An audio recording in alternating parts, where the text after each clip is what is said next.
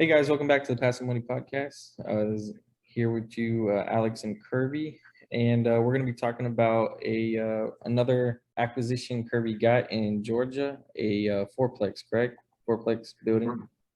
Very cool. So, when did you close on this one? You've been doing like 20 at the same time, so trying to keep up. Uh, yeah, I'm sitting here looking at the drops of spilt on my shirt. I need a bib or something. Yeah, and I got some dye in my beard, so I ain't looking like I'm a grandpa. So anyway, actually, the Georgia fourplex it actually closes on Monday. It actually closes on Monday, so by the time this video come out, it'll already be closed. It closed on Monday. Yeah. Okay, okay. And you saw, did you get, were you going under contract with this one before the Oklahoma deals, or was this after or during around the same time? Oh no, this was before the Oklahoma deals. Actually, this closing's been pushed back twice. Once for logistical issues on my side, just had other family engagements to do. But at the same time, when I pushed it back, the seller still hasn't completed the things that we put in the contract either. So it's pushed back then, and then of course Georgia is not a title state, meaning that we don't use title companies to close on properties. We use lawyers, and then we had a conflict with the lawyer for the other date. So now Monday, the 22nd, 23rd, one of those days, I can't remember. Uh, the 22nd is when we close, and that's the official date. I actually have the closing documents right here already in my house because it came today via FedEx. So you said you had, if I heard you right, you said you had pushed it back for family reasons along with the other reasons, or Yeah, just logistical things, stuff I had to get done. But if I didn't push it back, the seller was gonna push it back anyway because they didn't we in the contract during the due diligence period, I asked for some concessions, things that I need to be repaired. And I'm not a nitpicker. What I asked to be repaired is stuff that's detrimental, things that can affect life or limb, electrical, roofing, uh, and things like that, plumbing. If I see when I do the inspection, I see issues that arise, then it has to be addressed beforehand because I'm not stepping into a property and then taking on issues that the seller should have fixed before any rehab and things like that. And of course, as we talked about before, I've been a victim of a house fire already. So if I see roof issues, or if I see electrical or plumbing issues that I know could be hazardous to the property, I'm not trying to take on that beforehand. So I asked for them to get that done. And they were still working on that. That's why it would have been pushed back, no matter if I asked for it. The same day they was asking for a pushback also, but I think mine came in first. okay. No, I was just wondering because I didn't know that the buyer could have that kind of say in, hey, can we hold over closing to this date or something like that. I mean, because the thing is it's all up to the seller. I mean, I can ask them to push it back because of this, but and if they know that I'm going to do the deal, then they're not going to pull out a deal because the closing is, 2 days, more or a week more or something like that. But like I said, this one was a coincidence where I was asking to be pushed back and they was asking to be having pushed back. It's just my email went out first. And then when I sent out my email, just so happened, I'm getting an email also asking for it to be pushed back. But mine was the one that went first. And then like I said, it was, logistical issues on the lawyer to close it the second time, and now this is the third time. But all in all, it gave the seller time to do what they need to do. And actually, I'm still waiting on the pictures for the seller, what the seller I asked for the seller to do. But yeah, that should be closed in the next couple of days. Okay. And so, I mean, I won't ask, we won't mention the location, but is this in the same area as your single family property that you purchased out there? Or? Yes, and it's actually I say about 10 miles away. Different city, but same area.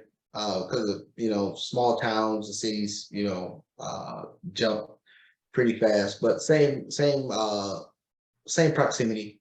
And actually the single family, still haven't closed on that one yet, but that one will be done on the second. But yeah, so and how it was built up was the seller asked for a price. And I'll say the number. The seller asked for 200,000 for the property. Well, no, he didn't. He asked for 205. That was the list price. I came in and offered 200. Uh, offer was accepted. Offer was accepted, and then during my due diligence period, after I paid the earnest money, I actually drove up there because I was uh going to check on a single family property also. So I went there, looked at the property, and then I paid the earnest money. And then during the inspection phase, I actually called. As soon as I paid the earnest money, I called the inspector the same day to get the inspection done. And then after the inspection phase, I looked over the inspection. I articulated because I got a buyer agent on this one. I articulated to the buyer agent what I needed to be done and if the seller was willing to do it to get the deal done. And I always give them the option. You can do one or three things. You can lower the list price on the property. You can do the repairs yourself, or you can give me a seller credit to do the repairs after I have a general contractor come through and get it done.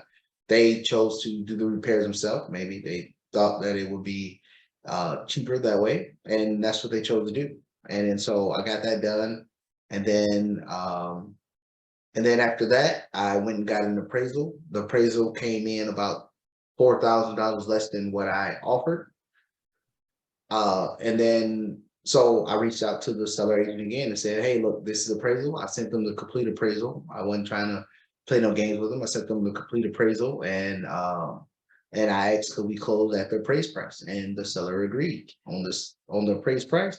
So I got a little bit more discount there, and life's good. I should be able to close on it because it's some other things that I want to do to the property, and I plan on doing them the first day that I close on the property. I plan on getting the contractor out there and doing some updates to the outside of the building because the seller himself, he remodeled and rehabbed every unit through and through. So that I'll thank him for that. But on the outside, like I said, I'm not nitpicky. So on the outside, it still needs some updating.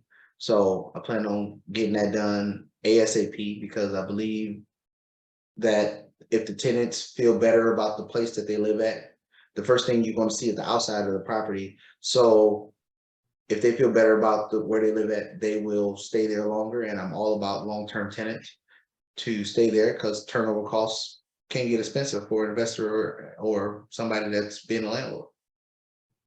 So I understand you manage the single family property, and you'll be getting property management for the fourplex, correct? Yes, I will use the same property management that they already had. And then when with the property manager, and the reason why I use the property management company that they already had, because I interviewed the property managers in the area, and that was the best company to do the property management.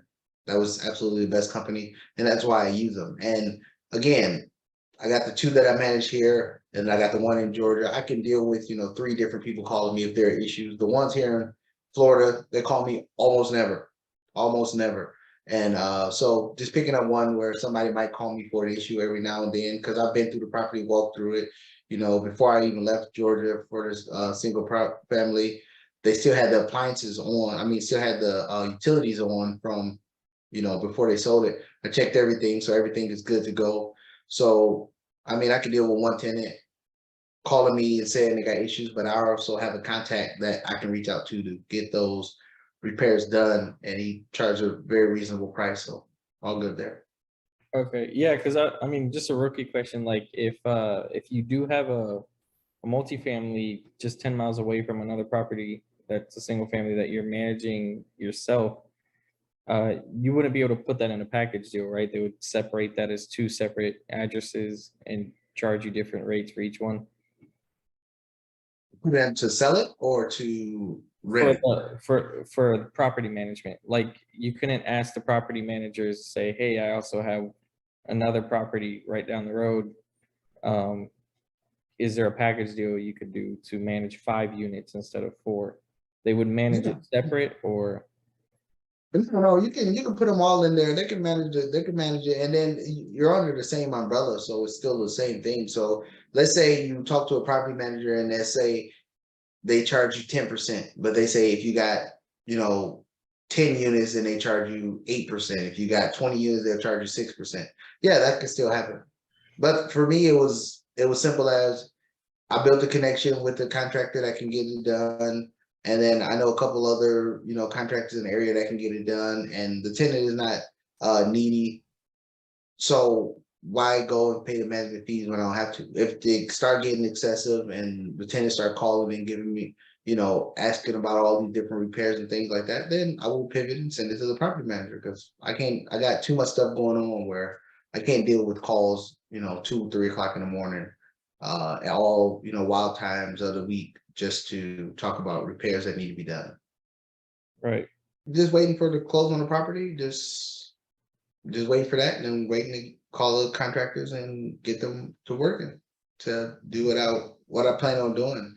And then it'll bring the value of the property up and then it'll make the tenants, more comfortable and like more where they live, and, I think adding 2 things like paving the driveway, changing it in a certain direction, repairing some of because every unit has its own patio, repairing the banisters or repairing the banisters there, and then painting the property in its entirety, the outside of it in its entirety. That's all I'm doing. I'm not doing nothing special, but the paint on the outside is very dated. Like I said, the seller, he did a tremendous job on doing the repairs on the inside, and I can add some more dollars to do the outside and get the rents where I want them to, and life goes on. Move on to the next property. And they're all rented out, or are any of the units vacant? 3 of the 4 units currently are rented out. I talked to the property manager, and they believe they'll have another tenant in. As for a couple days after closing, it won't be that long after closing, another tenant be in, and hopefully we stay rented out the whole time for a long time ago. Keep it moving. Very cool. Well, guys, if you like that video, leave a comment, subscribe, hit the like button, and we will see you in the next one.